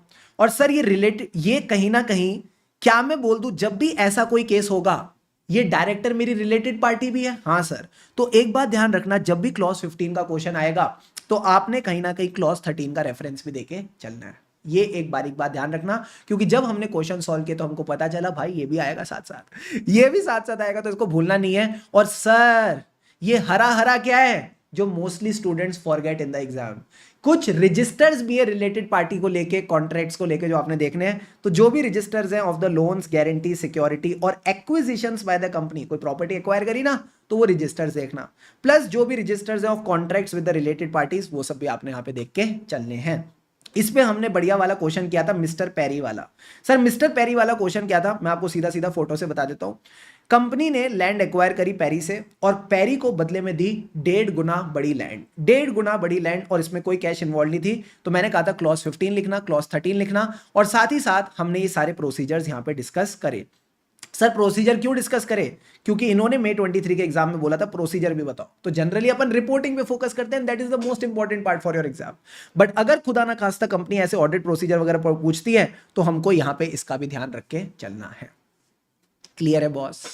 अरे क्लियर है क्या? हाँ सर, एक बार समराइज कर दूं? हाँ सर समराइज कर दो। जब भी ऐसा क्वेश्चन आएगा क्लॉज 15 आएगा, क्लॉज 13 आएगा। साथ ही साथ आपने कहीं ना कहीं कंप्लायंस के लिए ये सब पॉइंट्स ध्यान रखने, रिटर्न रिप्रेजेंटेशन से पता चलेगा कौन कौन सी नॉन कैश ट्रांजैक्शन है। फिर आपको पता चलेगा यार कि आपने कंप्लायंस देखनी है। तो कंप्लायंस के लिए मैंने बोला था सबसे पहले बोर्ड का अप्रूवल चेक करना, शेयर होल्डर्स के अप्रूवल के लिए जनरल मीटिंग का नोटिस देखना कि नोटिस में ट्रांजेक्शन के बारे में बता रखा है, उसकी वैल्यू के बारे में बता रखा है। फिर क्या बोला था सर, ऑर्डिनरी रेजोल्यूशन वगैरह चेक करना क्या पास हुआ। अब इसके लिए डॉक्यूमेंट्स क्या देखो, मिनट्स ऑफ द मीटिंग देखो, फिक्स्ड एसेट रजिस्टर देखो, और साथ ही साथ देखो क्या क्या कॉन्ट्रैक्ट्स है विद द रिलेटेड पार्टीज, क्या क्या रजिस्टर्स है of acquisitions and all. Clear है बॉस? क्लियर है सर। भाई साहब clause 15 done done done done. अब मुझे बताओ अगला क्लॉज कौन सा था? सर अगला क्लॉज था आरबीआई वाला। मैंने कहा आरबीआई वाले क्लॉज में क्या है बाबू, आरबीआई वाले केस में हमें दो चीजें देखनी है, and this is very important from NBFC. हम एनबीएफसी वाले टॉपिक में वापस इसको रेफर करते हैं। आरबीआई के केस में दो चीजों पे रिपोर्टिंग करनी है, रजिस्ट्रेशन और कोर इन्वेस्टमेंट कंपनी। सबसे पहले रजिस्ट्रेशन की बात करते हैं। सबसे पहले आपने रिपोर्ट करना है क्या कंपनी को रजिस्ट्रेशन लेनी है, अंडर सेक्शन 45 आइए रजिस्ट्रेशन कराइए। बोलो मेरे साथ, 45 आइए रजिस्ट्रेशन कराइए। अगर हाँ तो बताओ उसने रजिस्ट्रेशन लिया नहीं ली। उसके बाद बताओ क्या कंपनी ने कंडक्ट करी कोई रजिस्ट्रेशन वाली एक्टिविटी, मतलब नॉन बैंकिंग फाइनेंशियल या हाउसिंग फाइनेंस एक्टिविटी बिना सर्टिफिकेट के, तो वो भी रिपोर्ट करो। ठीक है सर। फिर हम बात करते हैं core investment company. Before I discuss the reporting let's understand what is a core investment company. Okay sir. आपने कोर इन्वेस्टमेंट कंपनी में 4 कंडीशन ध्यान रखनी है। अगर कोई ऐसी एनबीएफसी है जो सिर्फ शेयर्स एंड सिक्योरिटीज एक्वायर करती है और ये 4 कंडीशन सेटिस्फाई करती है, that is a core investment company. पहली कंडीशन, इसके पास अपना कुछ है ही नहीं, मतलब जो पैसा है सारा इसने अपनी ग्रुप कंपनीज में बांट रखा है, जितनी भी इसकी सब्सिडरी, एसोसिएट, जॉइंट वेंचर्स है, सब उनको दे रखा है, सब उन पे न्यौछावर कर रखा है। यानी minimum 90% of the net assets are like equity, preference shares, loans, debentures और एनी अदर फॉर्म, इन्होंने अपनी ग्रुप कंपनीज को पैसा दे रखा है। मैं कहता हूं 90% तो ये सारे एसेट्स हैं। अगर मैं बताऊं ना इक्विटी, सिर्फ इक्विटी ही 60% है। Minimum 60% of the net assets are investment in the equity shares. और जो इन्विट्स हैं, इन्विट्स का मतलब होता है infrastructure investment trust, these are just like mutual fund. मैं इसमें पैसा डालता हूं और ये मुझे रिटर्न देते हैं। बस फर्क ये है, म्यूचुअल फंड कहाँ इन्वेस्ट करता है, शेयर्स में, ये लोग इन्वेस्ट करते हैं इंफ्रास्ट्रक्चर में। तो जो भी इंफ्रास्ट्रक्चर से कमाई होती है उसका रिटर्न से मेरे को लाके देते हैं, ठीक है सर। तो minimum 60% of the net assets are investment in equity shares and InvITs, ठीक है सर। तो 90% इस सारे मामले में, और उसमें से भी 60% सिर्फ और सिर्फ इन दो चीजों में। प्लस क्या सर ये सिक्योरिटीज के साथ ट्रेडिंग करते हैं? मैंने कहा नहीं, लॉन्ग टर्म कमिटमेंट है। ये लोग ट्रेडिंग नहीं करते, बट अगर इनको लगता है सब्सिडरी बेकार हो रही है तो उसको डिसइन्वेस्ट कर देते हैं, सेल कर देते हैं, ठीक है सर। एंड इसके अलावा कोई फाइनेंशियल एक्टिविटी नहीं करती, बहुत ही सुधरी हुई कंपनी है। आप ऐसा समझो बहुत ही भोली भाली कंपनी है, कोई धंधा नहीं करती, no other financial activity. But जो एक्टिविटीज आपके जैसे और मेरे जैसे लोग कर सकते हैं, जैसे हम बैंक में डिपॉजिट रख सकते हैं, हम गवर्नमेंट सिक्योरिटीज में पैसा लगा सकते हैं, वो सब ये कर सकते हैं। So except the bank deposits, government security, या फिर ग्रुप कंपनीज को कुछ पैसा देना हो या किसी से दिलवाना हो गारंटी देके, तो ये सब काम ये लोग कर सकते हैं, ठीक है। तो 4 बातें ध्यान रखना, 90% ग्रुप कंपनीज के पास है, उसमें से भी जो 60% है, 60% तो इक्विटी और इन्वेट का पैसा है। मैं इसमें ट्रेडिंग नहीं करता और कोई भी अदर और कोई भी, क्या नाम था उसका, फाइनेंस एक्टिविटी नहीं करता। लाइक क्या कर सकता हूं सर? बैंक में डिपॉजिट कर सकते हो, गवर्नमेंट सिक्योरिटीज में इन्वेस्ट कर सकते हो और ग्रुप कंपनीज को लोन दे सकते हो या किसी से लोन दिलवा सकते हो by giving a guarantee. Deal done? Done sir. Sir ये इतना सारा मामला क्यों बताया? क्योंकि नवंबर 22 में इनको मजा आ गया था।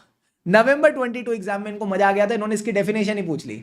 तो अगर मान लो खुदा ना खास्ता इन्होंने वापस मजे लेने की कोशिश करी, वैसे तो चांसेस बहुत ही कम है, फिर भी you should be in a safe position, ठीक है सर। Thank you sir. अब आ जाओ core investment company.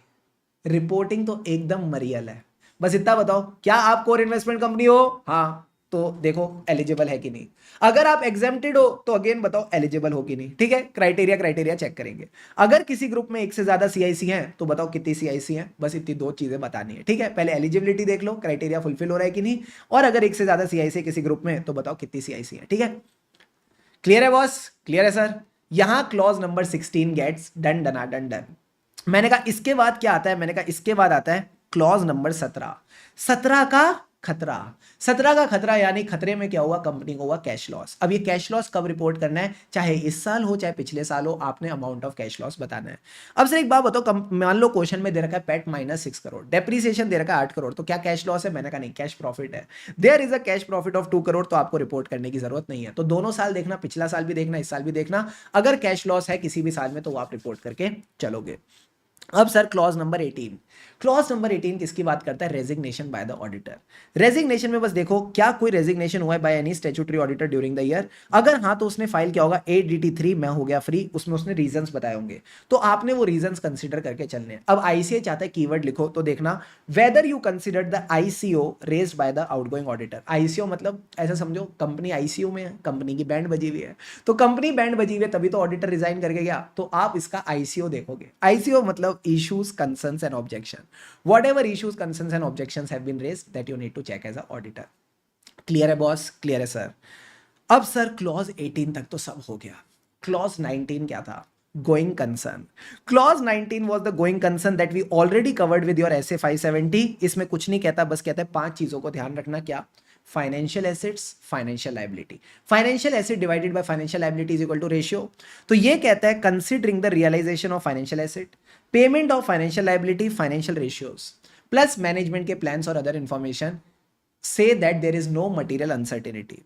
There is no material uncertainty. क्या कोई मटेरियल अनसर्टेनिटी नहीं है? किसको लेके? कि company is capable of meeting the liabilities. Which liability? Current liability, मतलब जो बैलेंस शीट डेट पे हैं and they are falling due within the period of 1 year from the balance sheet date. तो जो भी लाइबिलिटी बैलेंस शीट डेट से 1 साल के अंदर अंदर आ रही है, कंपनी उसको मीट कर पाएगी, इसको लेके कोई मटेरियल अनसर्टेनिटी नहीं है, ठीक है। So this we have already covered in 570, तो अब वहां से एक बार इसको देख के चलेंगे। अब सर एक बात बताओ, जितने क्लॉजेज अभी तक बताए इसका चक्रव्यूह क्या था? मैंने कहा बड़ा सिंपल, क्लॉज 13 याद है? हाँ, रिलेटेड पार्टी 13 होने लगा हूं। रिलेटेड पार्टी को पकड़ा किसने? मैंने कहा क्लॉज 14 में इंटरनल ऑडिटर ने। इंटरनल ऑडिटर आके क्या बताता है? मालिक कैश नहीं है, कहीं ना कहीं कैश नहीं है। कैश नहीं है यानी सारी रिलेटेड पार्टी कैश खा गई, तो बोलो कैश नहीं है। कैश नहीं है यानी नॉन कैश ट्रांजेक्शन। तो कैश कहां से आती है? तो मैंने कहा नोट छापने की मशीन एक ही के पास है, आरबीआई के पास, तो उससे ले लो, क्लॉज 16 आरबीआई। अब सर 16 के बाद क्या हुआ था? 17 का खतरा हो गया कैश लॉस। अब जब कैश नहीं है तो ऑडिटर चला गया और गोइंग कंसर्न खतरे में आ गई। ऑडिटर चला गया और गोइंग कंसर्न खतरे में आ गई। तो ये आपके सारे के सारे पॉइंट्स कवर हो जाते हैं। एक बार लास्ट बार रिवाइज करते हैं पूरा फ्लो। देखो इधर, अरे एथे देखो एथे, हाँ सर, सबसे पहले रिलेटेड पार्टी किसने पकड़ा? इंटरनल ऑडिटर ने। कहता है कैश नहीं है यानी नॉन कैश ट्रांजेक्शन। कैश कहां से आएगी? आरबीआई से आएगी। फिर हुआ 17 का खतरा, कैश लॉस, तो ऑडिटर चला गया, गोइंग कंसर्न खतरे में। क्या ये मीठा मीठा फ्लो क्लियर है? हाँ सर, मीठा मीठा फ्लो क्लियर है। अब मुझे बताओ, क्या क्लॉज 18 तक सारे पॉइंट्स क्लियर है? हाँ सर, क्लॉज 19 तक हमको सारे पॉइंट्स क्लियर है। अब इसके कुछ छोटे छोटे प्यारे प्यारे क्वेश्चंस कराता हूं, इधर देखो। अब आ जाओ मेरे साथ, एकदम धुआंधार क्वेश्चन कराता हूं आपको। Question number 12। क्वेश्चन नंबर 12 क्या कहता है? सारे बच्चे देखना, आरटीपी मे 23 का क्वेश्चन है, बहुत प्यारा क्वेश्चन है। यहां पे सर सबके बीच में ना बहस चल रही है, सबके बीच में बहस चल रही है। कोई कह रहा है कारो एप्लीकेबल होगा, कोई कह रहा है नहीं होगा, कोई कह रहा है इस पॉइंट पे रिपोर्ट करो, कोई कह रहा है इस पे रिपोर्ट मत करो। मैं एक बार इसकी शॉर्ट समरी करा देता हूं, समझना। सबसे पहले सर एक कंपनी है लियो प्राइवेट लिमिटेड, जिसकी ऑथोराइज कैपिटल कितनी है मुझे फर्क नहीं पड़ता, but paid up capital plus reserves है 95 लाख। कारो होगा? नहीं सर। फिर कहता है कंपनी की टोटल बोरोइंग है 75 लैक्स, एंड इसी दिन कंपनी को नया लोन मिला 30 लैक्स का। 75 plus 30 is equal to greater than 1 crore, तो कारो विल बी एप्लीकेबल। फिर कहता है कंपनी ने रीपे कर दिया, मुझे फर्क नहीं पड़ता, साल में किसी भी पॉइंट पे अगर 1 करोड़ से ज्यादा होता है कारो विल बी एप्लीकेबल। तो पहला पॉइंट ऑफ कंसिडरेशन आपने यही ध्यान रखना है, कारो की एप्लीकेबिलिटी की बात करेंगे और बोलेंगे कारो एप्लीकेबल है। दूसरा केस, कंपनी के ऊपर प्रोसीडिंग होती है फॉर होल्डिंग अ बेनामी प्रॉपर्टी ऑफ 2.5 करोड़। इसमें कौन सा आएगा? क्लॉज नंबर 1E, जो बात करता था बेनामी प्रॉपर्टी की, कि अगर बेनामी प्रॉपर्टी होल्ड कर रही है कंपनी और उस पर प्रोसीडिंग होती है तो उसका डिस्क्लोजर है या नहीं, तो आप 1E कोट करोगे। तीसरा केस, कंपनी को कैश लॉस हुआ 39 लाख का during the financial year compare to a cash profit in the previous year. तो मैंने कहा था साल में किसी भी साल अगर कैश लॉस होता है तो आप रिपोर्ट करोगे। 17 का खतरा, क्लॉज नंबर 17। एंड आखिरी में कहता है ऑडिटर ने ऑफर किया टू रिजाइन। मैंने कहा ऑफर टू रिजाइन से फर्क नहीं पड़ता, एक्चुअल रिजिग्नेशन से फर्क पड़ता है, तो आप क्लॉज 18 कोट करोगे और बोलोगे यहाँ पे क्लॉज 18 की कोई भी रिपोर्टिंग नहीं होगी, क्लॉज 18 की कोई भी रिपोर्टिंग नहीं होगी। This is your question number 12, और कुछ इसमें करने की जरूरत नहीं है, यही सेम टू सेम चीजें सारी की सारी आपको आंसर में मिल जाएंगी। ठीक है, ठीक है सर, एक क्वेश्चन और करा दो। तो मैंने कहा रुको एक और ढूंढ के लाते हैं। चलो एक और क्वेश्चन कराता हूं, क्वेश्चन नंबर 10। सर इसमें क्या है? मैंने कहा you are the auditor of a private limited company, last line पढ़ना, कहते हैं कारों पे रिपोर्ट करना है। ठीक है, कारों पे रिपोर्ट करना है। कहते हैं रेजिग्नेशन हो गया पुराने ऑडिटर का। मुझे बताओ ऑडिटर कब जाता है? सर जब आपका कैश लॉस हो जाता है। जब आपका कैश लॉस हो जाता है, कैश नहीं है तो ऑडिटर भाग जाता है। कैश लॉस होता है 17 का खतरा, ऑडिटर चला गया 18 में, तो आप कंसीडर करते हो आईसीओ। कंपनी किसमें है? आईसीओ। आईसीओ यानी इश्यूज, कंसर्न्स एंड ऑब्जेक्शन, ये तीनों चीजें अपन चेक करेंगे। ठीक है, तो पहले पार्ट में तो आपने ये रिपोर्ट करना है। दूसरा पार्ट ऑफ द क्वेश्चन कहते हैं कंपनी पे एक सर्वे हुआ जिसमें इनकम टैक्स डिपार्टमेंट ने निकाली क्या? Unrecorded sale of 5 lakh which was made on cash on different dates during the year. इससे कंपनी ने गोल्ड वगैरह खरीदा और ये सब टाइम पास किया। तो मुझे बताओ ऑडिटर को रिपोर्ट करना है? हाँ sir. Whenever a transaction is disclosed or surrender to the in the income tax assessment in income tax act 1961, तो आपने एज अ ऑडिटर देखना है कि वो ट्रांजेक्शन रिकॉर्ड हुई या नहीं हुई। तो यहां पे आपने दो ही क्लॉज रिपोर्ट करने, 18 और 8, एंड बस इतना करके चलना है। ठीक है, जब आपने मेरे साथ ये कर लिया, क्लॉज क्वेश्चन नंबर 11 एक बार सेल्फ प्रैक्टिस कर लेना, सिमिलर क्वेश्चन है, मजा आ जाएगा। ठीक है, ठीक है सर। तो यहाँ पे मुझे लगता है काफी सारे क्वेश्चन हमने प्रैक्टिस भी कर लिए। अब हमारे पास इक्के दुक्के क्लॉज बचे हैं, सारे बच्चे इधर फोकस करना। सबसे पहले क्लॉज 20, मुझे बताओ 2020 में क्या होता है? सर नीता बेन छोटी छोटी प्यारी प्यारी बच्चियों के साथ आती है और सीएसआर एक्टिविटीज करती है। तो मैंने कहा यहाँ पे रिलायंस फाउंडेशन की सीएसआर एक्टिविटीज को याद रखना, 2020 से सीएसआर की बात करता है। अब सर सीएसआर का पैसा बड़ा सिंपल है, जो भी आपकी सीएसआर लायबिलिटी बनती है, अगर आपने ड्यूरिंग द ईयर खर्चा नहीं किया तो सबसे पहले कहता है क्या कंपनी ने अनस्पेंड अमाउंट को ट्रांसफर किया टू अ शेड्यूल 7 का फंड, कितने टाइम में? With in 6 months from the end of financial year. ठीक है सर। अगर आप चाहते हो कि यार हम खर्चा नहीं करना चाहते, हम छोटे छोटे खर्चा नहीं करना चाहते, हम बड़ा इंपैक्ट क्रिएट करना चाहते हैं, हम बड़ा स्कूल और हॉस्पिटल बनाना चाहते हैं, तो इसको कहते हैं ऑनगोइंग प्रोजेक्ट। तो अगर आप ऑनगोइंग प्रोजेक्ट के लिए पैसा इकट्ठा कर रहे हो तो आप अपने बैंक अकाउंट में नहीं रखोगे, आप इसको रखोगे स्पेशल अकाउंट में। सो अगेन आपने रिपोर्ट करना है whether the company has transferred the amount to a special account. तो ये स्पेशल अकाउंट ध्यान रखना। ठीक है, तो दो चीजें आ गई। सबसे पहले जो भी अनस्पेंड अमाउंट था 6 महीने के अंदर अंदर शेड्यूल 7 फंड में डाला। बट अगर आप कहते हो नहीं नहीं मैं तो ऑनगोइंग प्रोजेक्ट वाला हूं, तो ऑनगोइंग प्रोजेक्ट के लिए उसको ट्रांसफर करना है टू अ स्पेशल अकाउंट। ये एक छोटी बारीक बात ध्यान रखना। यहां कारो 2020 कंप्लीट नहीं सर, एक क्लॉज बाकी है। मैंने कहा ये कौन सा क्लॉज है सर? ये क्लॉज रिलेटेड है to the consolidated financial statement. Consolidated पे तो रिपोर्टिंग ही नहीं होती थी। मैंने कहा था कंसोलिडेटेड पे एक रिपोर्टिंग होगी, मैंने फिर बोला था एक्सेप्ट क्लॉज नंबर 21। तो यही क्लॉज नंबर 21 है जिसकी मैं बात कर रहा था। कुछ नहीं करना, सब्सिडरी है, एसोसिएट है, होल्डिंग है, इनकी कारो रिपोर्ट्स में जहां जहां गड़बड़े मिली हैं बस उसकी समरी दे दो। जितनी भी ग्रुप कंपनीज हैं उनकी कारो रिपोर्ट्स में जहां जहां गड़बड़े मिली हैं बस उसकी समरी दे दो। यानी आपने बताना है any qualification or adverse remark by the respective auditor in the CARO report of companies included in CFS. जो भी कंपनी सीएफएस में इंक्लूडेड है उनकी कारो रिपोर्ट में कहां कहां गड़बड़ है उसकी समरी देनी है। तो आपने डिटेल्स ऑफ द कंपनी बतानी है और पैरा नंबर्स बताने of the CARO report. For example जो अपन ने रिपोर्ट डिस्कस करी थी इसमें मैंने details of the companies they the sir, और साथ ही साथ कारों के नंबर बता दिए कि कौन कौन से कारो नंबर में गड़बड़ थी। तो this is your clause number 21। यहां हमारा क्लॉज नंबर 21 आ जाता है। सर बहुत सारी रिवीजन हो गई, बहुत सारी रिवीजन हो गई। इतना भारी कारो 2020 हम 1.5 दिन में रिवाइज कैसे करेंगे? प्रॉब्लम है हमारे पास सॉल्यूशन है। प्रॉब्लम है हमारे पास सॉल्यूशन है 1.5 पेज में। 1.5 पेजेस में मैंने पूरी कारों की समरी आपके लिए रेडी करी। सर ये भी रिवाइज करा दो ना। रुको जरा, सबर करो। सर क्या करें? मैंने कहा 2 मिनट का ब्रेक लेते हैं। आप भी वीडियो को पॉज करो, ब्रेक लो, 2 मिनट के बाद मीठी मीठी रिवीजन शुरू करते हैं। ठीक है, चलो आ जाओ मेरे साथ। अब स्टार्ट करते हैं बढ़िया बढ़िया summary revision. Everyone please focus on the board. अब आपका पूरा फोकस बोर्ड पे रहना चाहिए, बढ़िया फ्लो में सारा रिवाइज कराएंगे। ठीक है, सबसे पहले सर बात करते हैं एप्लीकेबिलिटी की। Every company including a foreign company except 1% बस्सी प्राइवेट लिमिटेड। 1% का मतलब है 1% company, banking company, small company, section 8 company, insurance company, private limited company जो ना तो किसी पब्लिक कंपनी की होल्डिंग होनी चाहिए, ना ही किसी पब्लिक कंपनी की सब्सिडरी होनी चाहिए, और 3 कंडीशन सेटिस्फाई करें। 1-1-10। सर 1-1-10 का मतलब था paid up capital plus reserves as on the balance sheet date up to 1 crore.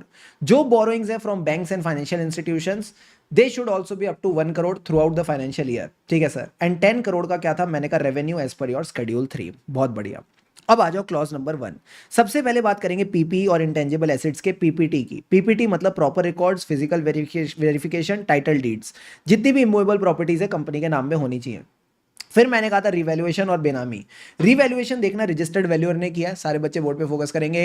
Yes sir, registered valuer ने किया है, प्लस आपने अमाउंट ऑफ चेंज बताना है कब? जब भी change is 10% or more in aggregate for the net carrying value of each class of PP. ठीक है सर।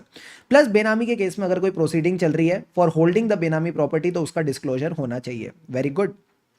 चाहे AS2 हो, इंड AS2 हो, क्लॉज 2 हो, इन्वेंट्री की बात करता है। आपने फिजिकल वेरिफिकेशन में 3 बातें देखनी है। रीजनेबल इंटरवल पे, कवरेज एंड प्रोसीजर प्रॉपर है, और अगर कोई भी डिस्क्रिपेंसी ऑफ 10% और मोर तो वो आपने कहीं ना कहीं बता के चलनी है। ठीक है sir.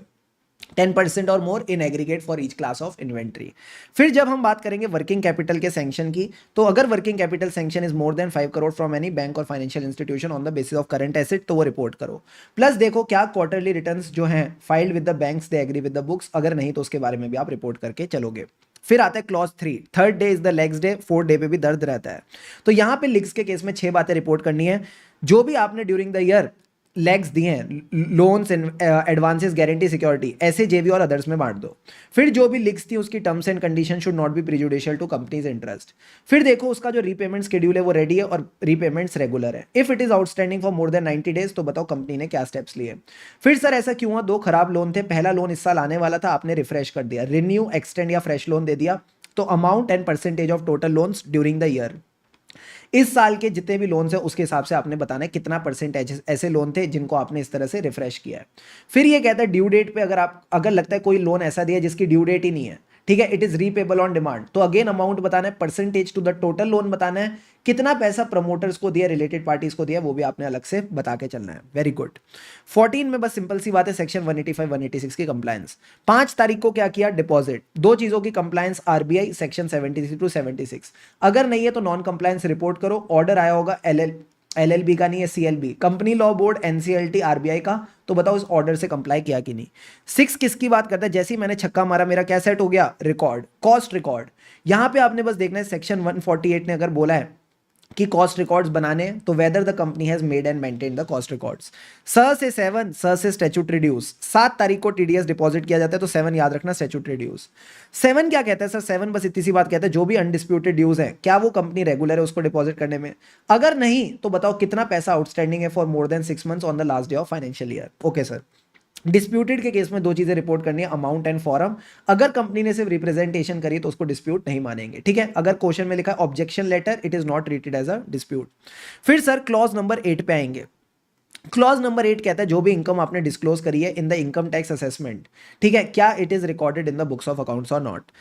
Clause 8, income tax authorities ने लगा दी कंपनी की वाट। क्लॉज 9 क्या है, मैंने कहा 3 का उल्टा पुल्टा, 3 में आप लोन देते हो, 9 में आप लोन लेते हो। तो सबसे पहले कहता है रीपेमेंट ऑफ लोन्स में अगर कंपनी ने कोई डिफॉल्ट किया तो उसकी डिटेल्स बताओ, क्या कंपनी विलफुल डिफॉल्टर है वो बताओ। फिर ये क्यों हो रहे डिफॉल्ट, क्योंकि आप लोन को ठीक से यूज नहीं कर रहे, टर्म लोन गलत पर्पस के लिए यूज हुआ तो अमाउंट एंड पर्पस बताना, शॉर्ट टर्म लोन को लॉन्ग टर्म के लिए यूज किया तो उसकी डिटेल्स बताना। फिर आखिरी के 2 पॉइंट, एसएजेवी लोन अपने लिए नहीं लिया, एसएजेवी के लिए लिया, या लोन लिया by pledging the securities of SAJV, तो उसकी डिटेल्स आपने बता के चलनी है। टन टन आ टन टन टन टारा, आईपीओ लग गया हमारा। आईपीओ एफपीओ के जो फंड्स हैं क्या आपने सही पर्पस के लिए यूज किए, अगर नहीं तो डिटेल्स, अमाउंट और रेक्टिफिकेशन बताना। फिर उसके बाद प्रेफरेंशियल अलॉटमेंट और प्राइवेट प्लेसमेंट, सेक्शन 42 और 62 की कंप्लायंस, सही पर्पस के लिए यूज नहीं किया तो उसकी भी अमाउंट और डिटेल्स बतानी है। क्लॉज 11 मुल्कों की पुलिस डॉन को पकड़ना चाहती है क्योंकि डॉन ने फ्रॉड किया है, तो any fraud bye the company, any fraud on the company report करो। फिर सेक्शन 143(12) एडीटी 4 वाला फ्रॉड बताओ और विसल ब्लोअर कंप्लेंट्स के बारे में आप रिपोर्ट करोगे। देन क्लॉज 12, 12 बजे कौन आने वाली है, निधि आने वाली है। तो सबसे पहले net owned funds to deposit ratio 1:20, 10% unencumbered deposit, और अगर कोई डिफॉल्ट है तो इंटरेस्ट या रीपेमेंट का, तो उसकी डिटेल्स बतानी है। 13 होने लगा हूं, रिलेटेड पार्टी, सेक्शन 177 188 के कंप्लायंस अकाउंटिंग स्टैंडर्ड्स का disclosure. Clause number 14, related party को किसने पकड़ा, इंटरनल ऑडिटर ने। तो सबसे पहले देखो system is commensurate with the nature and size of business, जितना बड़ा बिजनेस उतना बड़ा इंटरनल ऑडिट टीम। फिर उनकी रिपोर्ट आपने कंसीडर करी as a statutory auditor. Sir internal auditor ने बोला कैश नहीं है, नॉन कैश ट्रांजैक्शन, तो क्या कोई नॉन कैश ट्रांजैक्शन हुई है विद द डायरेक्टर और एनी कनेक्टेड पर्सन, अगर हाँ तो सेक्शन 192 की compliance, ordinary resolution, board resolution, साथ ही साथ हम रिटर्न रिप्रेजेंटेशन लेते हैं सारी नॉन कैश ट्रांजैक्शंस के लिए। और क्या बताया था सर, आपने बताया था notice of the general meeting देखेंगे, उसमें ट्रांजैक्शन और उसकी वैल्यू लिखी होनी चाहिए। और जब भी इसका क्वेश्चन आएगा तो साथ साथ कौन सा क्लॉज चिपक के आ जाएगा, क्लॉज नंबर 13 भी चिपक के आ जाएगा। फिर बात करते हैं क्लॉज नंबर 16, हमने बात करी आरबीआई की। सबसे पहले रजिस्ट्रेशन वाले पॉइंट्स की, company is registered under section 45 आईए, अगर उसको नीड है तो बताओ रजिस्टर्ड है कि नहीं, 45 आईए रजिस्ट्रेशन करवाइए। फिर अगर कंपनी ने कंडक्ट किया नॉन बैंकिंग या housing finance activity without certificate of registration, report करो। क्या कंपनी सीआईसी है, अगर हाँ तो देखो क्राइटेरिया फुलफिल करती है कि नहीं। अगर ग्रुप में एक से ज्यादा सीआईसी तो बताओ कितनी सीआईसी इन द ग्रुप। अच्छा 16 कैसे याद था, कैश नहीं थी तो कैश छापने की मशीन किसके पास है, आरबीआई के पास। मैंने कहा 17 में क्या हुआ, 17 का खतरा कैश लॉस, अगर करंट ईयर या प्रीवियस ईयर में कोई भी कैश लॉस है तो उसकी अमाउंट बताओ। जब कैश नहीं है तो ऑडिटर भी चला गया, रेजिग्नेशन बाय ऑडिटर, उसने क्या कंसीडर करना है, ICO, issues, concerns and objections raised by the outgoing auditor. फिर सर गोइंग कंसर्न खतरे में तो आपने बताना है on the basis of financial assets liabilities ratios, management के plan and other information, no material uncertainty for meeting the liability. कौन सी लायबिलिटी सर, जो बैलेंस शीट डेट पे है and which is due within 1 year, जो कहीं ना कहीं 1 साल के अंदर अंदर ड्यू होने वाली है। सीधा सीधा बोलो ना करंट लायबिलिटी, हाँ सर इनको कॉम्प्लिकेट करने में मजा आता है। फिर मुझे बताओ 2020 के मैच में कौन आती है, नीताबेन आती है सीएसआर एक्टिविटी करने। तो आपने बस बताना है जो भी अनस्पेंड अमाउंट था it is transfer to the schedule 7 fund within 6 months of the financial year. अगर आपको बड़े बड़े बिल्डिंग्स बनानी है, स्कूल बनाने, हॉस्पिटल बनाने हैं, तो उसके लिए पैसा स्पेशल अकाउंट में डालो, that is the ongoing project. 21 में क्या होता है, मैंने कहा 21 की एज में आप क्वालिफाई होते हो तो become a chartered accountant, 21 is the minimum age. तो यहां हम बात करते हैं qualification or adverse remarks in the respective companies of the group. अगर ऐसे कोई क्वालिफिकेशन और एडवर्स रिमार्क है तो आपने बस देखना है, आपने रिपोर्ट करनी है details of the companies and their para number, आपने डिटेल्स बतानी है और पैरा नंबर। मित्रों यहां हमारा कारो 2020 all the concepts done, all the memory techniques done, all the questions done and all the summary charts done. अगर वीडियो देख के मजा आया हो तो do give it a like, comment करके जरूर बताना कैसी लगी and yes stay subscribe to the channel for more such videos. खुशी से पढ़ेंगे तभी आगे बढ़ेंगे। अब हम आपसे नेक्स्ट रिवीजन में मिलेंगे, तब तक के लिए हमें राही ऑडिट के फिर मिलेंगे। चलते keep going all of you.